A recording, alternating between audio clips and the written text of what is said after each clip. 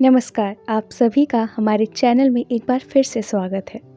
हम सुन रहे हैं अशोक शर्मा जी द्वारा लिखित सीता के जाने के बाद राम, भाग 2, नारी विमर्श। तुम्हें विश्रवा से यह पुत्र प्राप्त करना होगा। कैकसी विवर्ण हो गई। उसे एक पिता तुल्य व्यक्ति की भार्या बनना होगा। उससे प्राण मांग लिए जाते तो वह सहज दे देती, तब उसे रोज रोज मरना नहीं होता। कैकसी ने सुमाली की ओर देखा, फिर शून्य की ओर देखा। उसके मुख से लग रहा था कि वह अभी रो देगी, किंतु नेत्रों में अश्रु लिए कैकसी हंस पड़ी। सुमाली जानता था कि कैकसी को यह प्रस्ताव बहुत अधिक आहत करेगा। उसे आशा थी कि इसे सुनकर कैकसी बुरी तरह से रो पड़ेगी। सुमाली इसके लिए तैयार था, किंतु यह हंसी उसे अंदर तक चीर गई। वह कैकसी के सम्मुख बैठा नहीं रह सका, उठा और कक्ष से बाहर निकल गया। कैकसी ने सुमाली का जाना देखा, एक बार पुनः शून्य की ओर देखा और फिर दोनों हाथों में अपना वस्त्र लेकर उसे मुख पर रख कर रोने लगी। जी भर कर रो लेने के बाद उसने चेहरे को पोंछा और धीरे धीरे चलते हुए कक्ष से बाहर निकल गई। कैकसी वहां से चलकर अपने कक्ष में आकर बैठ गई। वह सोच नहीं पा रही थी कि अपनी पीड़ा किससे कहे। माँ से कह सकती थी, किंतु वे पिता के मत से इतर शायद ही कुछ कह पाए। कैकसी को अपनी सहेली मणि की याद आई। उससे कैकसी की बहुत अधिक घनिष्ठता तो थी ही, वह समझदार भी बहुत थी। कैकसी को लग रहा था जैसे उसकी सोचने समझने की शक्ति समाप्त हो गई है। उसने एक परिचारिका से कहकर मणि को बुलवाया। मणि आई। कैकसी के चेहरे पर आंसू सूखे हुए थे। वह परेशान हो गई। क्या हुआ? मणि ने कहा। तात ने बुलाया था, कैकसी ने कहा। फिर? कैकसी ने सारा वृत्तांत सुनाया। विश्वा मुनि से पुत्र प्राप्त करने के प्रस्ताव पर मणि सन्न रह गई। ओह! उसने एक गहरी सांस ली, फिर बोली, तू मना नहीं कर सकती। मणि को आने में जितनी देर हुई थी उतनी देर में कैकसी पता नहीं कितना कुछ सोच चुकी थी। नहीं कर सकती, उसने कहा। क्यों? दैत्य कुल की प्रतिष्ठा और वैभव का प्रश्न है, और फिर तात की इच्छा भी। सिर्फ इच्छा? इस प्रश्न पर कैकसी मौन रह गई। उसके इस मौन पर मणि ने एक लंबी सी की, फिर बोली, इस कार्य के लिए तू ही क्यों? इतने दुख में भी कैकसी को परिहास सूझा। तू जाएगी उस मुनि के पास? जा, चली जा, मैं तात से कह दूंगी। बात हंसी में ही कही गई थी, पर राजकुमारी ने कही थी। मणि ऊपर से नीचे तक कांप गई। वह केवल इतना ही कह सकी, मैं? मणि की वाणी का प्रवाह टूट गया था। परिहास कर रही हूँ मणि, मैं तेरी बलि कभी नहीं चढ़ने दे सकती। मणि प्रकृतिस्थ हुई, पर बलि शब्द ने उसे बड़ा तीव्र झटका दिया। बलि? सचमुच यह बलि ही तो है, उसने सोचा। क्या सोच रही है मणि? कैकसी ने पूछा। सचमुच यह कार्य बलि चढ़ना ही है, मणि ने कहा। हाँ, और फिर जितना बड़ा कार्य है उतनी ही बड़ी बलि भी तो देनी ही पड़ेगी। पर तू ही क्यों? मणि ने फिर पूछा। तो ठीक कह रही है मणि, इतनी कुमारियों के होते हुए ये राजकुमारी ही क्यों? पर मणि, क्या एक बात का उत्तर तू दे सकती है? क्या? मैं ही क्यों नहीं? जहां बलिदान की बात हो वहां राज परिवार पहले क्यों नहीं?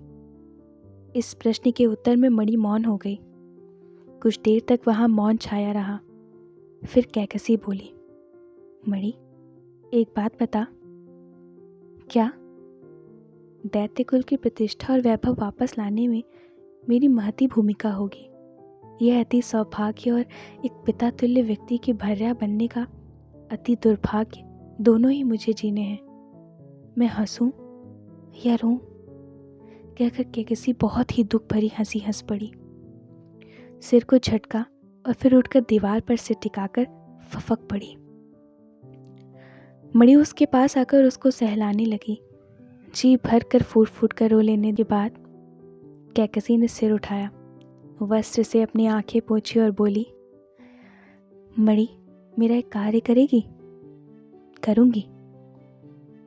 तो जा, तात से कह दे मैं अपनी बलि देने के लिए तैयार हूं। मणि की बुद्धि काम नहीं कर रही थी। वह यह सुनकर भी कुछ देर तक चुपचाप बैठी रही, फिर स्वयं भी रोने लगी। रो मत, तुझे तो प्रसन्न होना चाहिए कि तेरी सखी दैत्य कुल के काम आ रही है, कहकर कैकसी ने मणि का हाथ पकड़ा। फिर कहा, हाँ मणि, यह प्रस्ताव देते समय मैंने तात की आंखें देखी थी। यह उनकी इच्छा नहीं, उसमें दैत्यपति की आज्ञा भी निहित थी। कुल के उद्धार का यह सौभाग्य स्वीकार लेने के अतिरिक्त और कुछ सोचने की अनुमति नहीं मिलने वाली, कहकर भरे हुए नेत्रों वाली कैकसी सिर झटक कर व्यंग से हंसी और मणि के साथ सुमाली के कक्ष के द्वार पर जाकर खड़ी हो गई। फिर कैकसी ने मणि के दोनों हाथ पकड़े, उसकी ओर देखा, होंठ पीछे और एक गहरी सांस भरी, पलकें गिराई, आंसू की बूंदें अलकों और पलकों के मध्य फंसी और फिर लुढ़क कर कपोलों पर आ गईं।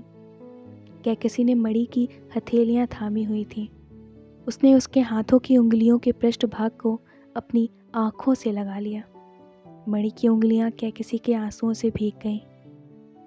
आती हूँ, जाना मत, कैकसी ने कहा। होठों पर कड़वी मुस्कान और नेत्रों में अश्रु लिए वह सुमाली के कक्ष में चली गई। सुमाली अंदर नहीं था, किंतु कैकसी मानो अपने आपे में थी ही नहीं। वह सुमाली के आसन पर जाकर बोली, मैं आ गई हूँ तात, और फिर इस प्रकार से झुकाकर खड़ी हो गई जैसे सुमाली वहां बैठा हो। तभी सुमाली कहीं से लौटा, कक्ष के द्वार पर मणि को देखा। उसके एक प्रमुख सरदार की यह बेटी कैकसी की सबसे अच्छी सहेली है, यह सुमाली जानता था। मणि को अपने कक्ष के द्वार पर देखकर उसे लगा कि अवश्य ही यह कैकसी का कोई संदेश लेकर आई होगी। पता नहीं क्या कहलवाया होगा कैकसी ने। उसने सोचा, उसे इतनी शीघ्र किसी उत्तर की आशा नहीं थी। फिर भी यदि कैकसी ने मना कर दिया होगा तो? यह विचार आते ही उसका चेहरा सख्त हो गया। ना उसे नहीं सुनना था। देखें क्या कहती है, उसने सोचा और मणि की ओर देखकर पूछा, कैसे आई हो मणि? कुछ कहना है क्या? नहीं, मुझे कुछ नहीं कहना, किंतु कैकसी अंदर है, आपके कक्ष में, मणि ने कहा। अच्छा, कहकर सुमाली कक्ष के अंदर चला गया। कैकसी अभी भी उसके आसन के सम्मुख उसी प्रकार से झुकाकर ऐसे खड़ी हुई थी जैसे वह कोई पत्थर की प्रतिमा हो। सुमाली ने कैकसी को देखा और अपने आसन पर बैठ गया। अब उसने कैकसी के मुख की ओर देखा। कैकसी का चेहरा एकदम भावहीन था। सुमाली ने कैकसी के चेहरे पर लिखे शब्दों को पढ़ा और पुत्री के लिए पिता के हृदय में उठने वाली पीड़ा ने उसे हिला दिया। पर शीघ्र ही उसके अंदर का शासक जाग उठा।